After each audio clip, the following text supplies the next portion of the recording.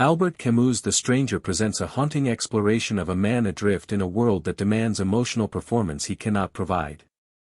The story, set in the glaring sun of French Algiers, follows Massault, a clerk whose profound emotional detachment forms the core of his being and, ultimately, his condemnation. The novel opens with his famously indifferent reaction to his mother's death, setting a tone of unsettling honesty. He attends her funeral more out of social obligation than grief, more affected by the physical discomfort of the heat and travel than by loss. Returning to Algiers, he immediately resumes his routine, rekindling a romance with a former colleague, Marie, and agreeing to her proposal of marriage with the same blank acceptance with which he does everything. His passive nature draws him into the orbit of his neighbor, Raymond, a pimp with a violent streak. Massault helps Raymond write a letter to lure back a mistress for revenge, not out of malice, but simply because he sees no reason to refuse. This act of casual complicity sets in motion a fatal chain of events. When Raymond's conflict with the mistress's brother escalates during a trip to a beach house, Massault finds himself on a sun-drenched shore, armed with Raymond's gun. Overwhelmed by the oppressive, blinding heat and a rising physical delirium, he confronts the Arab man. A glint of a knife, a sting of sweat in his eyes, and Massault fires a single shot, followed by 4 more into the inert body. The act is presented not as premeditated hatred, but as a bizarre, almost mechanical response to the assault of the physical world. The second half of the book shifts from the event itself to society's frantic attempt to make sense of it. Arrested and imprisoned, Massault remains frustratingly, authentically apathetic. He is honest with his lawyer and the investigating magistrate, but his honesty is his downfall.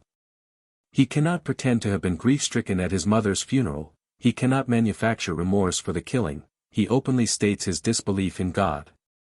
The legal system, confronted with a man who refuses to play by its unwritten rules of emotional display, becomes obsessed not with the facts of the murder, largely presented as a tragic accident, but with Massault's character.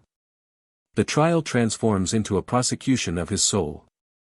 His quiet enjoyment of a comedy with Marie the day after his mother's burial is treated as a monstrous act.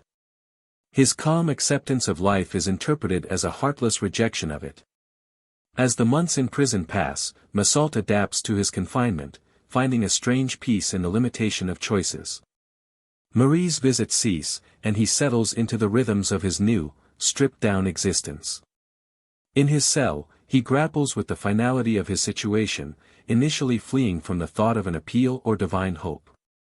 In a powerful climax, he is visited by a chaplain who aggressively offers the consolation of faith. This confrontation finally ruptures Massault's calm. In a torrent of rage, he rejects the chaplain's certainties, fully embracing the benign indifference of the universe he now sees so clearly.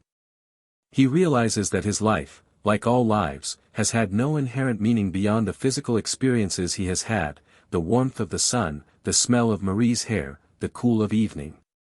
This acceptance is his liberation. Facing execution, he opens himself for the first and last time to the tender indifference of the world, hoping only for a crowd of hostile spectators at his guillotine so that he might feel less alone.